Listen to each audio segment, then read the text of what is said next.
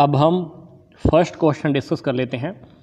सहयोगी अधिगम के संदर्भ में स्टैड का क्या मतलब है? तो ये वैसे हमको पहले से ही पता है। वैसे हमारे पास 4 ऑप्शन दिए हुए हैं, तो ये है रियलिटी में स्टूडेंट्स, टीम, अचीवमेंट, डिवीज़न। तो डेफिनेटली हमारा आंसर इसमें से क्या है? बी। सेकंड क्वेश्चन क्या है? इसमें से किस अवस्था के दौरान बच्चों में वस्तु स्थिरता विकसित हो जाती है? 4 ऑप्शन हमारे पास दिए हुए हैं।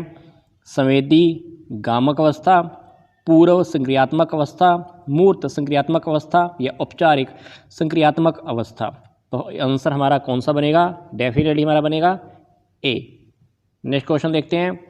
एक किशोर का यह महसूस करना कि यह सभी लोगों ने ध्यान दिया है कि मैंने यह शर्ट सप्ताह में 2 बार पहना है, किसका उदाहरण है? उसकी जागरूकता का, या काल्पनिक श्रोता या दर्शक का, या आत्म नियमन का, या इनमें से कोई नहीं। तो ये क्वेश्चन वैसे हमारा पहले भी रिपीट हो चुका है पिछली वाली वीडियोस में। तो डेफिनेटली हमारा इसका आंसर बनेगा बी, काल्पनिक श्रोता या दर्शक का। पहले जो क्वेश्चन आया था वो इस प्रकार का आया था कि एक इस अवस्था में लगता है कि सभी लोग मेरी ओर देख रहे हैं, तो ये काल्पनिक दर्शक का एग्जाम्पल होता है ना, तो ये इसका उदाहरण नहीं है। आगे जो है क्वेश्चन वो है क्वेश्चन नंबर 4। क्वेश्चन नंबर 4 के अकॉर्डिंग देखिए, नकारात्मक पुनर्बलन के संदर्भ में कौन सा कथन सत्य नहीं है?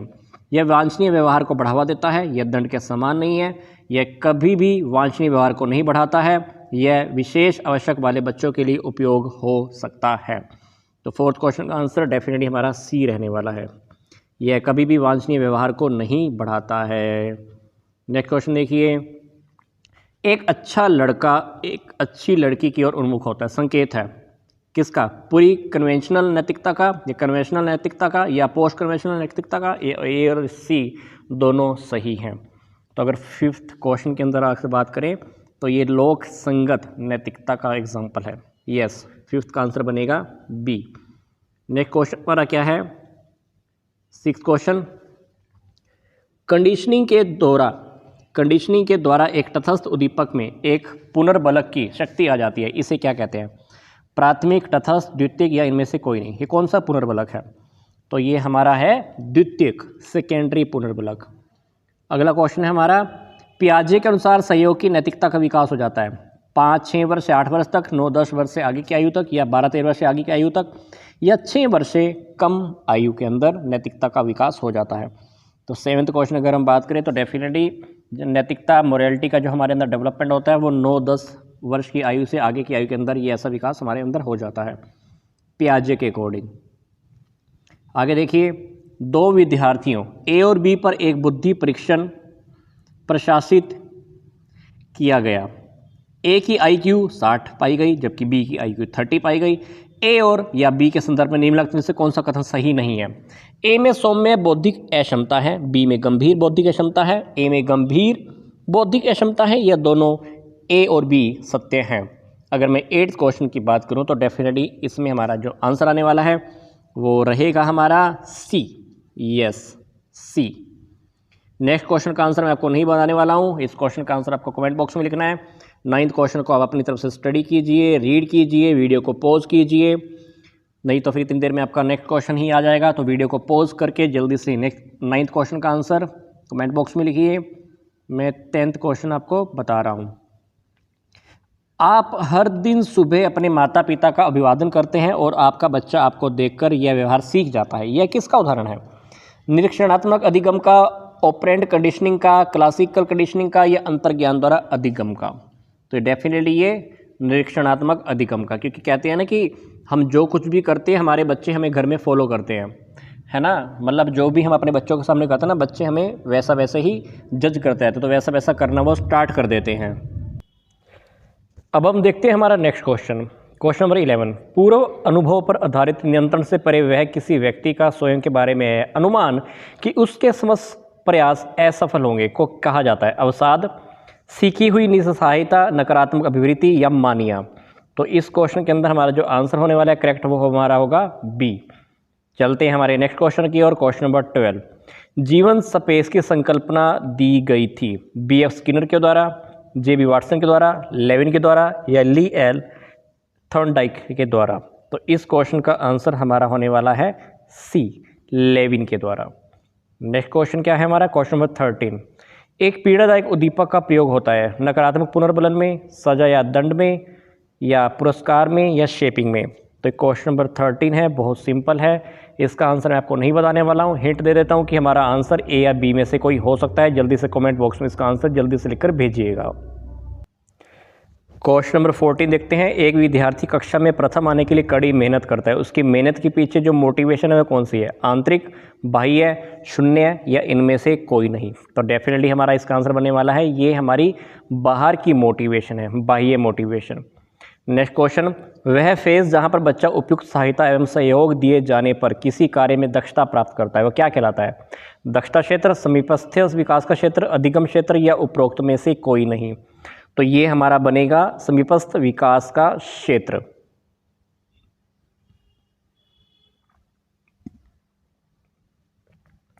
नेक्स्ट क्वेश्चन, बुद्धि का द्विकारक सिद्धांत दिया गया है, थर्स्टन ने, स्पियर्समैन ने, बीने ने, या पियाजे ने।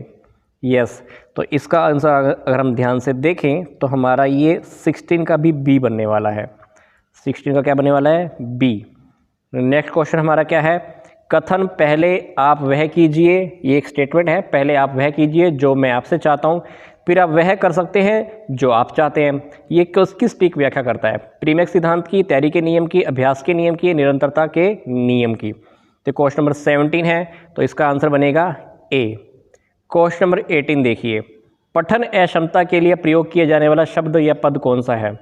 ये क्वेश्चन का आंसर मैं आपको नहीं बताने वाला हूँ, डेफिनेटली मैं आपको हिंट दे देता हूँ।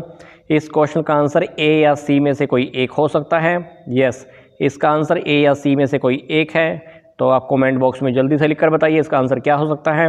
वीडियो को पॉज कर लीजिए क्योंकि मैं आपको नेक्स्ट क्वेश्चन की ओर लेके जा रहा हूँ। नेक्स्ट क्वेश्चन है हमारा क्वेश्चन नंबर 19।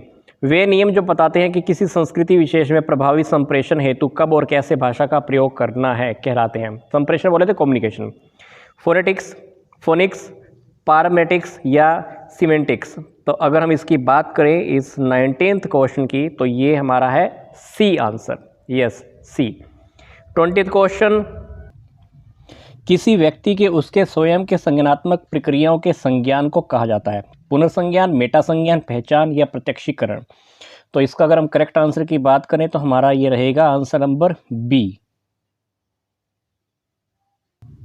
नेक्स्ट क्वेश्चन देखते हैं। एक वांछनीय लक्ष्य के प्रत्येक छोटे चरण की प्रगति को तब तक पुनर्बलन प्रदान करना जब तक कि वह पूरी तरह से सीख न लिया जाए क्या कहलाता है, श्रृंखलाबद्धता, शेपिंग, संकेतन, या प्रतिरूपण।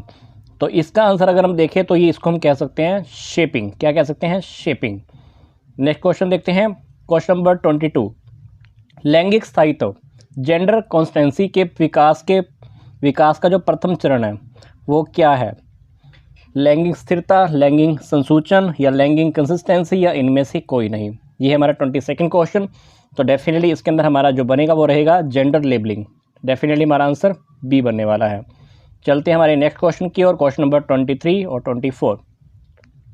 एक परिस्थिति में सीखे गए अमूर्त ज्ञान का भिन्न परिस्थिति में उपयोग करना कहा जाता है, नकारात्मक ट्रांसफर, या उच्च पथ स्थानांतरण, या शून्य स्थानांतरण, या इनमें से कोई नहीं। 23rd क्वेश्चन, तो इसको हम कह सकते हैं हमारा आंसर क्या होगा, आपको मैं हिंट दे रहा हूँ। आंसर हमारा ए या बी में से कोई एक हो सकता है। तो वीडियो को पॉज कर सकते हैं, जल्दी से कमेंट बॉक्स में लिखिए कि ए और बी में से हमारा कौन सा आंसर है। वीडियो को पॉज कर लें, नहीं तो मैं चल रहा हूँ नेक्स्ट क्वेश्चन की ओर। Question number 24। आपने अपनी कक्षा में विद्यार्थी की प्रगति के आकलन के लिए साप्ताहिक क्विज आरंभ किया। आप पुनर्बलन के किस शेड्यूल का प्रयोग कर रहे हैं, स्थिर अनुपात, स्थिर अंतराल, चर अनुपात, या चर अंतराल। ये 24th क्वेश्चन है। तो डेफिनेटली इसका आंसर अगर हम चारों में से देखें तो चारों ऑप्शन में से हमारा बनेगा C answer. Yes. Question number 25। PCS शिक्षण विधि का प्रयोग किया जाता है सबलीनता के लिए, संप्रेषण अक्षम बालकों के लिए, या ए और बी दोनों के लिए, या इनमें से कोई नहीं। तो ये 25th क्वेश्चन, चार ऑप्शन हमारे पास दिए हुए हैं। करेक्ट आंसर जो रहेगा हमारा ए और बी। तो डेफिनेटली हम सी को मार्क कर सकते हैं। नेक्स्ट क्वेश्चन है हमारा क्वेश्चन नंबर 27। वातावरण के साथ प्रत्यक्ष अंतःक्रिया के द्वारा स्कीम का निर्माण है संगठन, आत्मसातीकरण, अनुकूलन या अहम केंद्रीयता। तो इसके अंदर अगर हम देखें तो हमारा जो बनेगा आंसर वो बनेगा हमारा अनुकूलन। क्या बनेगा? अनुकूलन। 27 निम्नांकित में से कौन सा पारस्परिक शिक्षण का अवयव नहीं है? रेसिप्रोकल टीचिंग का फैक्टर नहीं है। प्रश्न पूछना, स्पष्ट करना, पूर्वानुमान लगाना या इनमें से कोई नहीं। 27 क्वेश्चन का अगर हम देखें आंसर हमारा बनेगा इसमें से कोई नहीं। ठीक है, नेक्स्ट क्वेश्चन देखते हैं। हमारा नेक्स्ट क्वेश्चन क्या है? कर्म निर्धारण की योग्यता निम्नांकित चरण की विशेषता है। ठीक है, संवेदी गामक चरण की या फिर पूर्व संक्रियात्मक अवस्था की या मूर्त संक्रियात्मक अवस्था की या इनमें से कोई नहीं। 28 क्वेश्चन, तो इसका आंसर हमारा बनेगा सी। क्या बनेगा? सी। नेक्स्ट क्वेश्चन है हमारा अधिगम अक्षमता शब्द का प्रयोग करने वाले व्यक्ति कौन था? Skinner, Samuel Kirk, Sigmund Freud या विलेहम वुंट।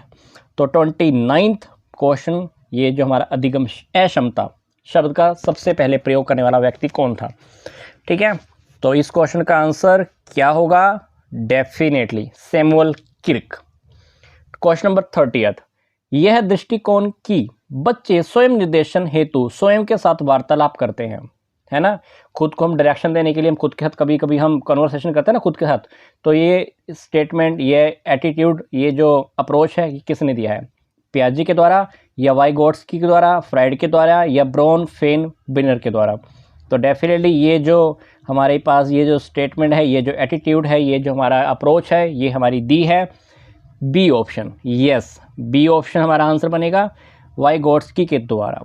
तो आई होप आप वीडियोस और बच्चों के साथ भी शेयर करने वाले हैं। वीडियो को लाइक कीजिएगा, शेयर कीजिएगा, चैनल को सब्सक्राइब कीजिएगा, क्योंकि आप सब्सक्राइब करते हैं, वीडियोस को शेयर करते हैं तो ये हमको मोटिवेशन देता है और हम इस प्रकार की वीडियोस आपके सामने और आगे लाते रहते हैं। यहाँ तक का वीडियो देखने के लिए आपका धन्यवाद।